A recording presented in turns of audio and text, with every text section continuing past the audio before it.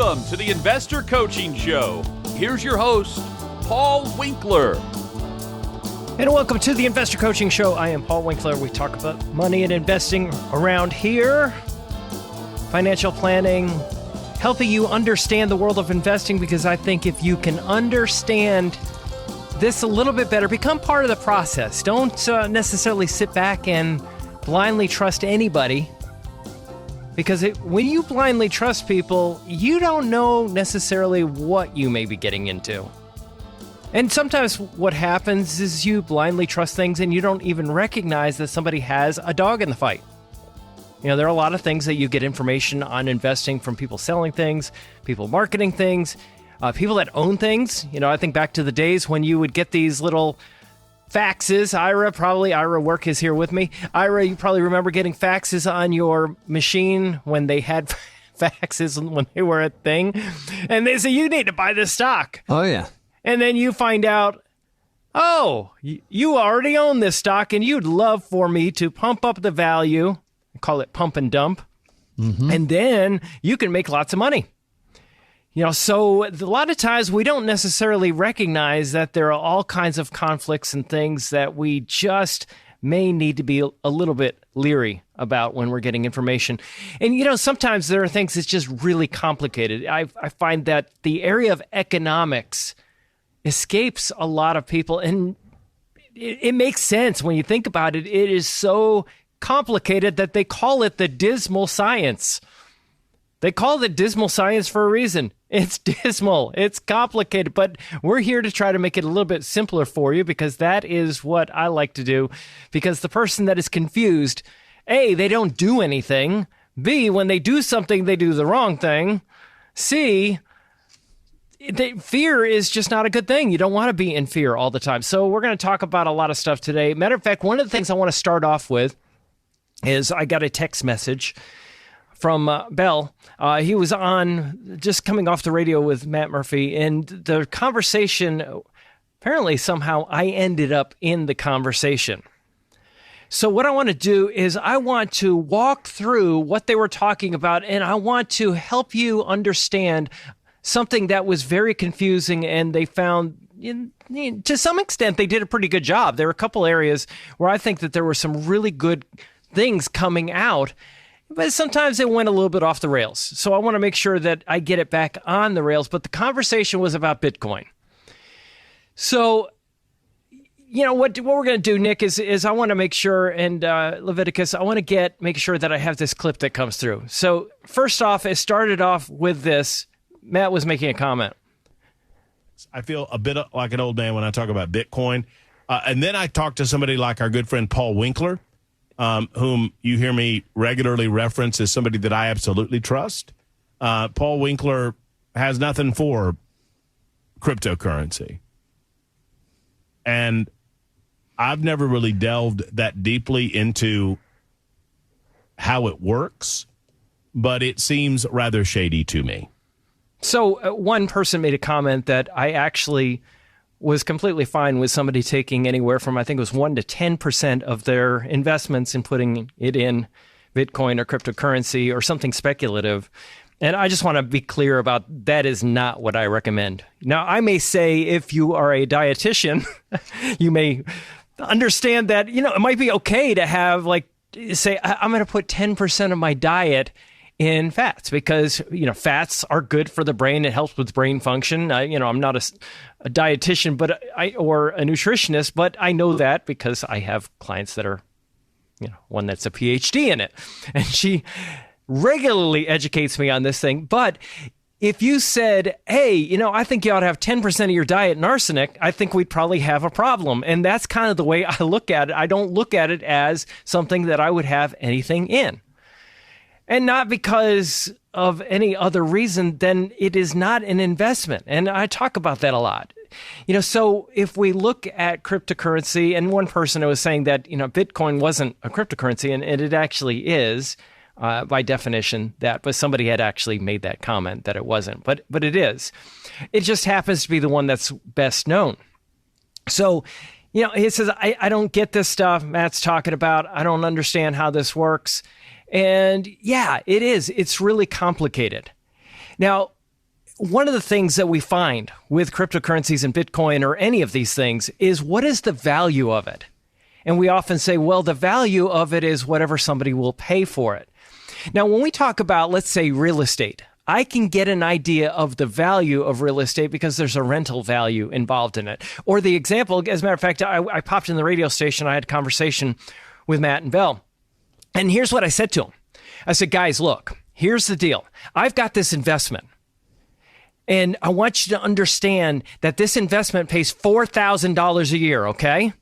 It pays $4,000 a year, and it is a government bond. Now, that government bonds are paying, the longer bonds, 10 plus years, are paying 4% right now. So if I have an investment in a government bond that pays 4% or $4,000, I can tell you that if you were to try to sell it, you would get how much money? $100,000. That's not so complicated. We can get that, right? Now, let's say if you had a stock portfolio and you were to tell me that it was a bunch of value stocks. Ira, we know value stocks sell for a multiple of earnings, and it's about 10, right? About 10 times. It's just maybe a little bit below or a little bit above. It depends on if it's international or U.S. Company is. Yeah, so it's going to be about 10 times earnings. It's about what value stocks are selling for. So let's say that I told you that I had a big basket of value stocks and they had $1 million in earnings. I could tell you that the portfolio right now, as we sit, is worth about $10 million. I get that. Now, what if you told me that you had an investment that had zero coming in? There was nothing. And this is what I said to Matt and Bell. I said, what's it worth? And Matt looks at me and goes, I don't know. I said, exactly. You don't know. I don't know what it's worth. And that's the issue. We don't have a stream of income in order to value it. Now, I actually made a comment to a friend of mine who's a big coin collector, one of my dear friends down in Texas. And he knows coins like the back of his hand. I mean, he really, really knows this area. And he trades these things. And it's not an investment. And he'll tell you that. He says it's a store of value, but he can make money on it because he treats it like a business that he knows an awful lot about. He's very skilled in it and knows an awful lot more than most people would ever dream of knowing because he's obsessive. But one of the things he talked about regarding coins, he said, what if you had to go and buy a gallon of gas in 1964 or you had to buy gas in 1964. I kind of blew it. You had to buy a gallon of gas in 1964, and you had a quarter. How much gas could you buy? And the answer was a gallon. Like I said, I blew it already. And he said the reason is that the quarters back then were made of silver. It was solid silver. And he said, so you knew what it was worth. And it was fascinating because we got in this conversation. We're talking about, why are nickels smooth around the outside? Pennies are smooth around the outside. But he didn't call it a serrated edge, but it's this, the jagged edge that a quarter has and that a dime has, because they didn't want people being able to scrape off the metal. But it didn't matter if you scraped off the metal with a penny or a nickel because the metal was worthless. So what they did is they actually had that. You could tell if somebody had actually done any scraping on it. For that reason. So he said, if you look at that particular point in time, you could have bought a gallon of gas for a quarter. And he says, how many quarters would you need today of 1964 quarters would you need to buy a gallon of gas today? And I said, I have no idea. He says, 1. You could still buy it for a quarter because that silver quarter is worth about $4 or something like that. It was something in that neighborhood. So it's actually appreciated in value, not because the quarter has appreciated, obviously, but because it's made of silver and the actual value of that amount of silver is $4. Now, while he's talking, I'm like going, I'm going to go do a search. So I went and, did a little search online. I was looking around going, okay, well, how is he right about this? What is it? I knew he had to be right. But, I saw these quarters selling it for anywhere from $8. I saw one selling for like $150, and I was telling about it. And he goes, like there's one for $1,000. It was online for that, and another one for $26. And he goes, never. I would never pay that. I wouldn't pay more than spot. In other words, he wouldn't pay more than the weight of the silver in it. And I said, okay. And he says, because anything above that is speculative value. That is value just because of the fact that there are collectors that are willing to pay that amount for it. And that can go away in a heartbeat. And I said, yeah, really, really good point there. It could go away in a heartbeat. And that is the reality when it comes down to anything, any kind of cryptocurrency or anything, any kind of collectible or artwork or whatever. It's worth what somebody will pay for it. That's right. And if the demand goes away, what happens to the value? It goes away. Exactly. And, the example that I gave to him and Matt, and Bill, we were all talking about this. I says, it's like this thing that I did on the show one day. There was an article in the Wall Street Journal, and these people, bears repeating, these people that were on ships in South Africa would go out to sea, and then they would come back to port, and there would be a foot race to the payment office. And the reason is that they would stack U.S. $20 bills in the payment office to pay the people that were out to sea. And they would put the most recently minted bills on the top. And then as you went down the stack, as people came in and got their pay, as you got down the stack, that they would have actually older $20 bills. And those weren't worth as much. And the point that the Wall Street Journal was making is that money is worth what we say it's worth. Mm-hmm. Well, we teach that in one of our workshops in the American Dream Experience, that money is just a factor of language. Exactly. It's only it's only the value because this is what we say it is. And you take a $20 bill to somebody in the middle of Africa that doesn't know what a $20 bill is, living in a tribe. Right. It's what? It could be cattle. That could be their currency. It's cattle. It could be toilet paper for them, the $20 bill. But, Elaine and I have had the privilege of traveling we did a count the other day, 17 different countries. Okay. Wow. And it's amazing the different currencies and the different sizes. We have actually some of the ugliest money in the world. There's so much. True. There's so much money that's so much nicer looking. My father used to collect it as well. Yeah. Yeah. The artwork is much greater. But in Peru, I wanted to exchange some money. Okay. And I showed our tour guide the $20 bill that I had. Mm-hmm. And he's like, they won't take that. I'm like, why not? He said, because there's a little tear in it.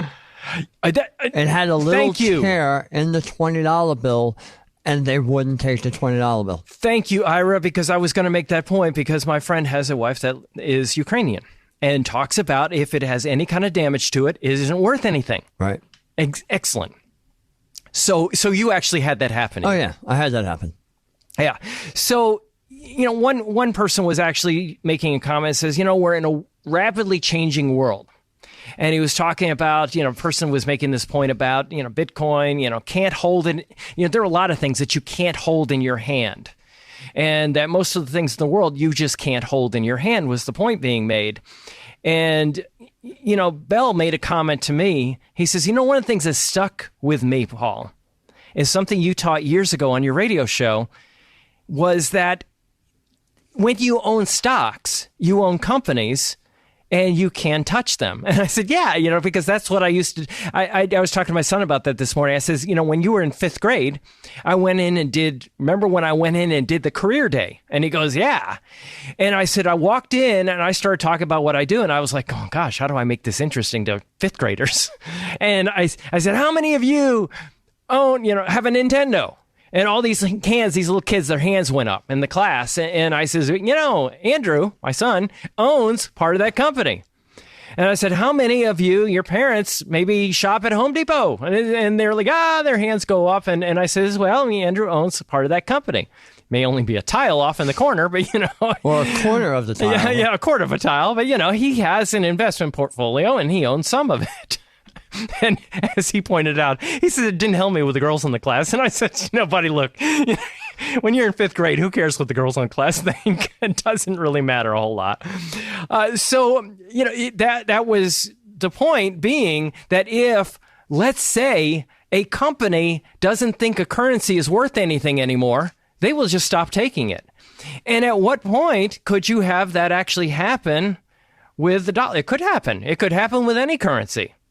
But, the reality of it is the U.S. dollar is very well kept after. And because of that, it is being used as a reserve currency. There was actually a change where they were talking about, that the Chinese currency was going to be taking over. And, it was interesting because if you look at the data on the percentages, when all of that was going on, the dollar's usage as a reserve currency only went down a fraction of 1%. And yet, I can't tell you how many times I got emails, I got calls, I got people going, "Oh my goodness, Paul, this is going to happen. We're going to lose reserve currency status and all that." And I said, no. And I gave all the reasons why I didn't believe that was going to happen, why the Chinese currency wasn't going to be that thing. But, it's interesting when you look at it, you go, wow, there are a lot of things that can scare us. And when we look at currencies, currencies are constantly trading. And Bell made the point, and I like this, that he made this point about the yen. He says, you can trade the dollar versus the yen too. Because, Matt was talking about trading, the Bitcoin versus the dollar. Why does it fluctuate in value? And Bell made the point, he said, you can trade the yen versus the dollar and it fluctuates as well. And I says, yeah. And I says, a really good point you made. Now, I would take that a step further. And I would say, if you look at the yen, over at McDonald's, you can buy a cheeseburger for so many yen, right? You can, because McDonald's is everywhere, you can buy a cheeseburger. And the reality of it is it's not constantly fluctuating in value.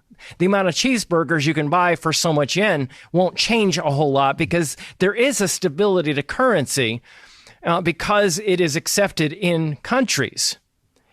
Now, if we look at stable currencies, versus something like the Bitcoin with an incredibly high standard deviation, that makes it such that people do not want to go and buy things and sell things. Matter of fact, Tesla actually had a thing when they began accepting Bitcoin. Elon Musk actually said that Bitcoin payments would not be converted to fiat currency. They would not do it. They wouldn't go and convert it, take Bitcoin, and then turn it back into fiat currency or dollars. Well, then all of a sudden they decided, ooh, this isn't working out so well. And what happened is not too long later, you look at March 24th of 2021, it was from newsbitcoin.com. They were talking about that Tesla was going to start accepting Bitcoin payments. And then they said, the Bitcoin paid to Tesla will be retained as Bitcoin, is what they said in this article in March of 2021. It would not be converted back. Okay, so you think, oh, wow, this is really going to get accepted, isn't it? Then a couple months later, in May of 2021, not that much longer later, Tesla suspended vehicle purchases using Bitcoin out of concern over rapidly increasing use of fossil fuels for Bitcoin mining. Now, another thing that you could look at is not only that, but people were stealing electricity to mine Bitcoin. It's a whole complicated thing. But here's the other part of it. Is that you have a situation where you take a certain amount of Bitcoin for something, and then all of a sudden it drops in value, and you've given away a car for something that isn't worth a fraction of what the car is. You've made a really bad trade there, because that is what currency is. You trade goods for the currency in question. We're talking about Bitcoin and, talking about the valuation of it. When I look at a government bond or something like that pays 4%, and I tell you that I'm going to get something for $4,000, I'm going to get $4,000 of interest, I can tell you that the value of it's $100,000. If I have something that pays money on a regular basis, I can tell you the value of it. The value of stock is the present value of all future earnings. We know that. But we're talking about something that has no payment or anything like that. It only has value based on agreement. And this is where we run into problems. Like Ira pointed out, if you go overseas and you have a $20 bill or a bill that has any kind of a flaw, even a tiny tear in it, they may not take it at all. So what value does it have? The answer would be no value. Okay, so it is an agreement. The reason that money has value is because we all deem that it has value, which seems a little bit scary. But the reality of it is, when we have an economy that is run by this type of a currency, a fiat currency, and I'll get into the gold standard in a second. I'll talk about why we don't have the gold standard anymore. That is really what we're dealing with.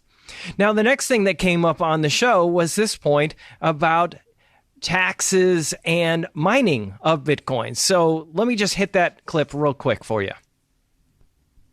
And I can't grasp the value in it. Well, you got to remember, if government doesn't tax your money, it's not worth anything. Well, I mean, so being sarcastic. Yeah, I know. No. But I want to engage on that line because that aspect of this would lean me toward Bitcoin or toward cryptocurrency more broadly. Yeah. The idea that it is not it is not controlled by any government and it's not controlled by any centralized banking. And its value fluctuates based on the supply and demand of it. Yeah, but that's where I get a little squishy because we start talking about data mining or Bitcoin mining and how these things are uncovered and like there's a finite amount of them, but there's a finite amount that will be produced. There is a cap on how many that they can mine. Okay, so there's a lot to chew on right there. Number one, talking about can't tax something, it's not worth anything, and Bell was just joking about that. But the thing that people don't realize is that you can tax, and this is something that the IRS has their eyes on. And the idea being that if you buy something, let's say you put money into dollars into Bitcoin, and then it grew in value, and then you use that Bitcoin that you're actually spending and you spend it on something. And of course you paid, let's say $10,000 for it. And you happen to have seen it grown to $15,000, just to use an example. Well, you have a $5,000 capital gain and that is a taxable gain. Well, the issue is, is that there's a tax right there. Now, if you look at the IRS website, and the IRS is, there was something actually in CoinLedger talking about this. It says major exchanges like Coinbase and Kraken report to the IRS through 1099 forms. In addition, the IRS works with contractors like Chain Analysis to analyze public blockchains transactions and match anonymous wallets to known investors. And they're just here talking about if you don't report transactions that have been reported to the IRS via Form 1099, you may automatically be sent a warning letter about your unpaid tax liability. In the future, the IRS will have even more information about cryptocurrency investors at its disposal, because that is one of the things that they're working on is how to get more information on people that are doing transactions. So, number one, you do have that. Secondly, if you're looking here at the transactions and when I actually use cryptocurrency, you have people that have lost their passwords. They've lost their wallets.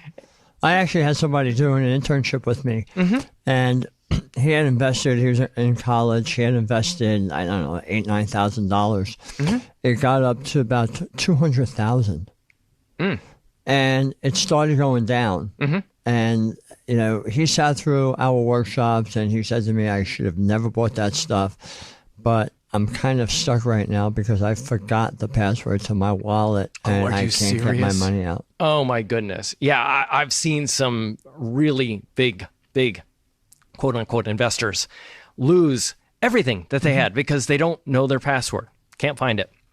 There's somebody actually had the password on a phone, and it was phone gone. Literally into a lake. And you just imagine, oh my goodness. And I guess it was the only. I don't know. Is it the only place it was? It was just really weird. It was for some reason could not get it back. But if you look at, for example, currencies and governments and so on and so forth, we used to have the gold standard, right? And it was the idea that you could turn in your dollars for gold. And you would have these great booms in the economy in the 1800s when people would get excited. They would turn their gold in for dollars and they would be buying and selling, trading and doing all of that. And then when they got a little bit nervous, they would turn in their dollars for gold. And then the money supply would drop. And this is part of the reason, one of the reasons amongst many, that we went away from a gold standard. Because we couldn't control the money supply, and it would cause these horrible corrections, quote unquote, in the economy. And, you have the gold standard, just basically meaning that the value of the country's currency is linked to a specific amount of gold. And when you're under that type of standard, governments need to be ready and willing to buy and sell gold to anyone at a set price. Well, sometimes what would happen is money would flow in from other countries, and they would want to redeem their dollars, their U.S. dollars, for gold. And that was a problem. Now, the U.S., if you look around the world, you really have governments around the world have all pretty much gone off of any kind of a gold standard. Now, one person made a comment that there are countries that are using Bitcoin. And that was the evidence that it was legitimate and that they were using it for their currency. Well, some countries used to use gold too. And that was actually physical. And then they went away from it. Now, what if the currency isn't physical? Or it is physical, but people no longer value it? What would be an example of something like that? I guess you could say, wampum. You had beads that were traded and they were used as a currency. You have, if you look at other things that have been used, tea bricks were used as money. Feathers were used as money. Cowrie shells, salt. Roman soldiers used to be paid in salt. That's where the word salary comes from. Teeth were used. So you have a lot of weird things that were used as currency that are no longer used as currency. And what if we no longer value it anymore for that reason? You got a problem on your hands. What if all of a sudden there's a computer glitch or an issue? Then all of a sudden, another thing is that, one of the things they were talking about in that clip, we were talking about governments. I like it that the government can't follow and track and all of that. Well, that's a problem as well, if you think about it, because a lot of nefarious activities are taking place using cryptocurrencies. And in fact, there's a fascinating thing that I found. I was looking at, stablecoin, for example. Stablecoin is this idea of having a cryptocurrency whose value is pegged to another currency, commodity, or a financial instrument. And the conversation regarding this was how much activity, illegal activity, is taking place using these types of cryptocurrencies. And back in 2018, it was like they had this one thing, it was chain analysis, which I just referred to, actually had a share of illicit transactions, the volume, estimated volume, I guess it would be, of illicit transactions using different types of assets.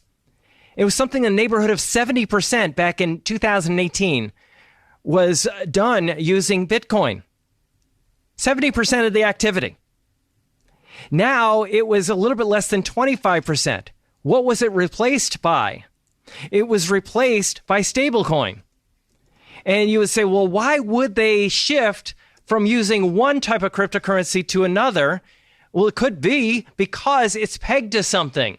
It has a little bit more stability. Remember the problem with a cryptocurrency being used for buying and selling things. If it's not stable, you got a problem on your hands.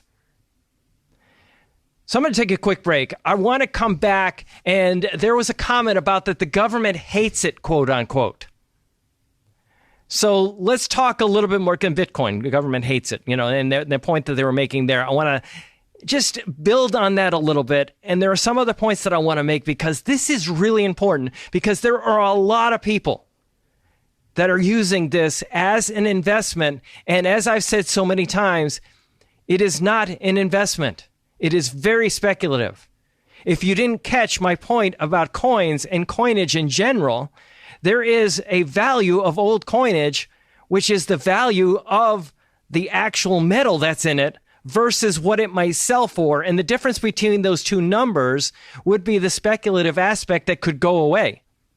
In fact, a friend of mine said he would go to these coin dealers and these little symposiums that they would have, and he would look around because his father lost a fortune because he was collecting things that were only collected by older people. And guess what happened to the older people? They died. They died. So he looks around to see how many younger people will keep demand alive. Think about that for a second.